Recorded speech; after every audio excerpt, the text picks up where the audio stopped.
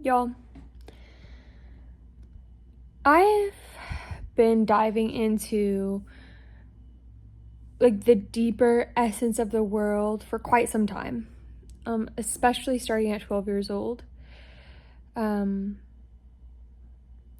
And something that has really come to the forefront of my awareness, where it just won't get out of my awareness. Because of its urgency, I feel like this is very urgent, and it's almost like disturbing that we don't talk about it more. No, it's not almost, it very much is disturbing. Slavery. The common person does not know that almost everything that the modern society has, like the places that were colonized and then industrialized, and then now we're here today, are run off of slave labor in other countries that we conquered. So maybe slavery isn't existing in its like most raw physical form in the US and Britain, but that's debatable because there's other ways that you can be a slave. But anyway, we're talking about the physical slave labor right now. But it's happening right now for all of our goods. Like, you guys, let's talk about two ones that are very just obvious to talk about, but then there's so much more. No, let's talk about three. There's mica, titanium dioxide, and mass wood production. So mica and titanium dioxide and mass wood production. Okay, if you haven't heard of this yet, I'm going to try to explain this to you really easily. Every company has something called a supply chain, okay? So think of it as a chain. Now think the first chain is here. So the first chain in creating something is a mineral or, a raw material. A mineral that's in the ground that you have to mine for, or a tree that you turn into a door or some sort of wood product, okay? Titanium dioxide and mica are both minerals. And then trees, is just like a raw material. That first stage of how the raw materials are harvested for what creates the product. So, mica and titanium dioxide, that is literally all makeup products. That is most all beauty products that go beyond makeup. That's paint for our homes. So even the walls that you're looking at, if your walls are painted in your homes, that's paint for our cars. That's paint that we use for art.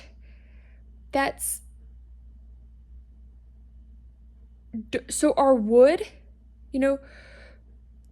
our structures, literally the structures that we're in right now, if they were created, not from the wood from your own farm or from local wood or something like that, they were most likely created in the hands of forced labor, child forced labor,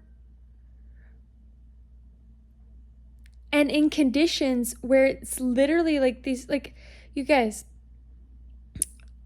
what baffles my mind is that,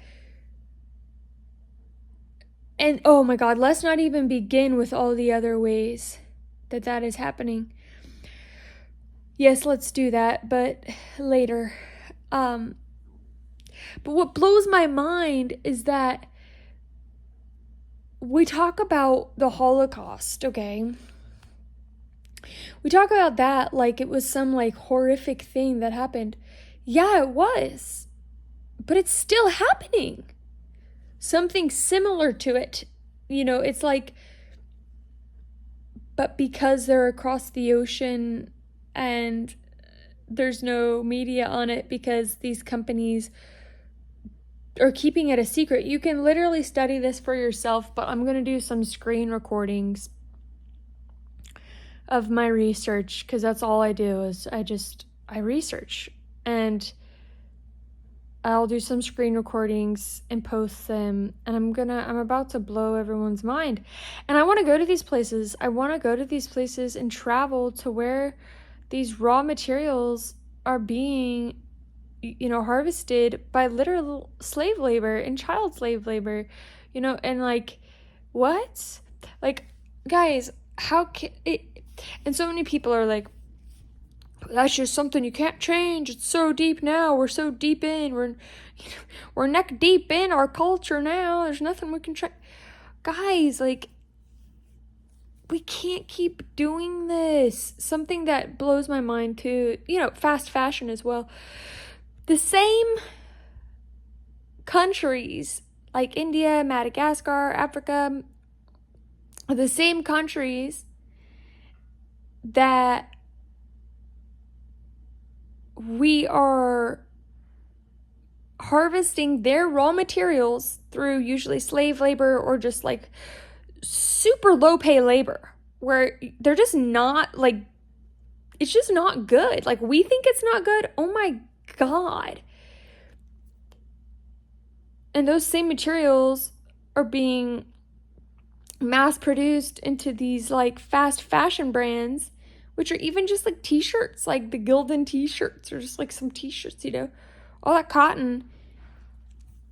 And then they're being sent back after like a half year to a year or even less of wear from the person who got it.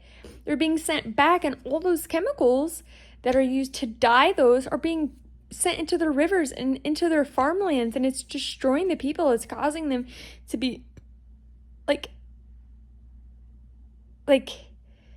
malnourished. Like, guys, it's not even like a small deal. It's like, this is just not okay.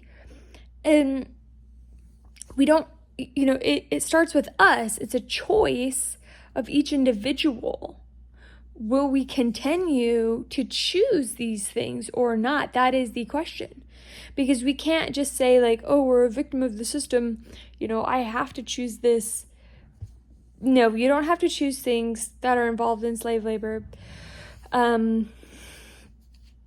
I'll do the research for us, and but it's kind of caused me to be like, what the fuck? Like, I knew it was happening in fast fashion, like I knew things were happening, but it's really been brought to the forefront of my awareness is how important it is that we just like really start making it in the faces of the public of like, what the fuck?